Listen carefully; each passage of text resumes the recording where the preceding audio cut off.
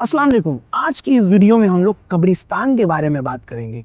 इस वीडियो को ध्यान से देखिए। ये बात सिर्फ आज की नहीं, ये बात हम सब के कल से जुड़ी हुई है।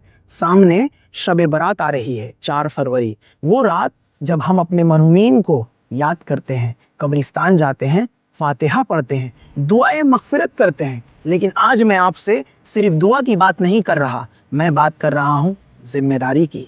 जब आप शब बारात के दिन कब्रिस्तान जाएं, फूल, खुशबू, अगरबत्ती के साथ साथ कब्रिस्तान की तरक्याती कामों के लिए भी कुछ अपने मरहूम के नाम पर जरूर डोनेट करें। याद रखिए, कब्रिस्तान सिर्फ कब्र का नाम नहीं, ये हम सब की आखिरी मंजिल है। सोचिए, अगर हर शख्स घर से ये नियत करके निकले कि आज मैं कब्रिस्तान के लिए 10 या 20 या 50 या 100 या जितना हो सके बढ़ चढ़कर हिस्सा लूंगा, तो सोचिए ये कितना बड़ा सवाब का काम बन सकता है। जब हम मिट्टी देने जाते हैं, उस वक्त भी हम सिर्फ रोने के लिए नहीं जाते, उस वक्त हम सोचने भी जाते हैं, क्या हम मरहूम के लिए सिर्फ दुआ ही कर सकते हैं?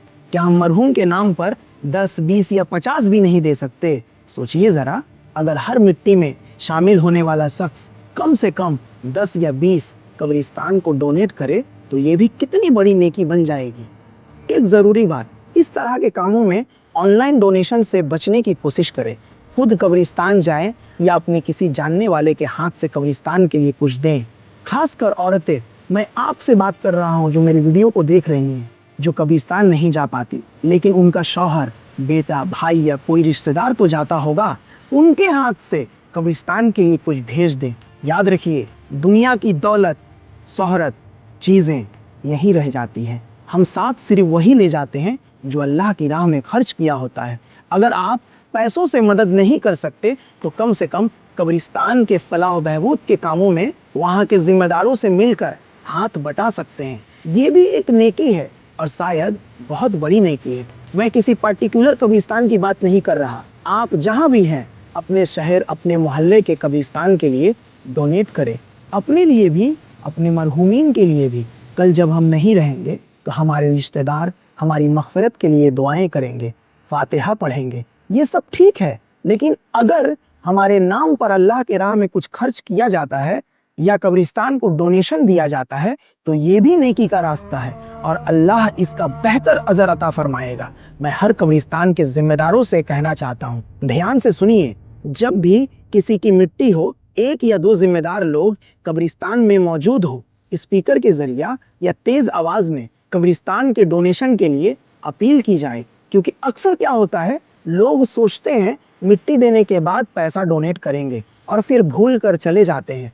अगर उस वक्त याद दिलाया जाए, तो इसका असर जरूर पड़ेगा। आज का दौर सोशल मीडिया का दौर है। हर कब्रिस्तान के नाम से सोशल मीडिया हैंडल बन सकता है। वहां पर मिट्टी का ऐलान हो सकता है, डोनेशन की अपील हो सकती है, चल रहे कामों का अपडेट्स दिया जा सकता है, और ट्रांसपेरेंट हिसाब भी दिखाया जा सकता है। सब कुछ हो सकता है। इससे लोगों में जिम्मेदारों के लिए भरोसा पैदा होगा, और लोग बढ़ चढ़ कर हिस्सा लेंगे।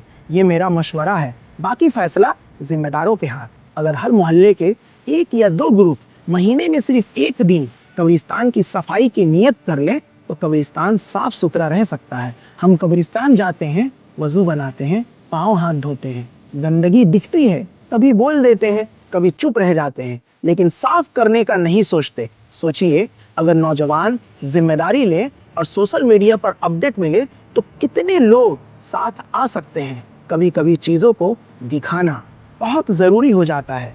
मेरा मकसद किसी पर इल्ज़ाम लगाना नहीं, मेरा मकसद सिर्फ ये है कि लोग जागे, हर कब्रिस्तान को डोनेशन मिले, मदद मिले, और वहाँ सुकून का माहौल बना रहे। क्योंकि आज हम जाते हैं किसी की मिट्टी देने, कल हम खुद वहीं होंगे। अल्लाह हम सबको समझने की और अमल करने की तौफीक अता फरमाए। आमीन। मैं ज़िया सर, जय हिंद, खुदा हाफिज़।